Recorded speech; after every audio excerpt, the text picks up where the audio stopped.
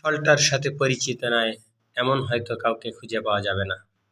বর্তমান সময়ে এই তরমুজ বিক্রেতার পাশ দিয়ে গেলেই শোনা যায় মধু মধু বলে চিৎকার। বিক্রেতা হয়তো বিক্রেতার স্বার্থে তার চ্যালেঞ্জ এর ভিতরে অবশ্যই টকটকে লাল। ক্রেতাও যেন 70-80 টাকা 100 টাকার রিস্ক নিতে নারাজ। তার শর্ত একটাই, অবশ্যই লাল হতে হবে। সেজন্যেই শর্ত ছুড়ে দেয়, লাল না হলে নিব না।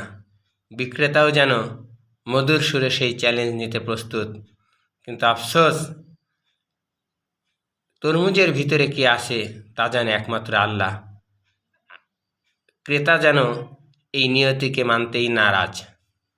এজন্য প্রত্যক্ষ পরোক্ষভাবেই বিক্রেতাকেই যেন লাল রং মিশ্রিত কেমিক্যাল মিশানো উদ্বুদ্ধ করছে, আর আমরাও খেয়ে যাচ্ছি এরকম টকটকে লাল তরমুজ।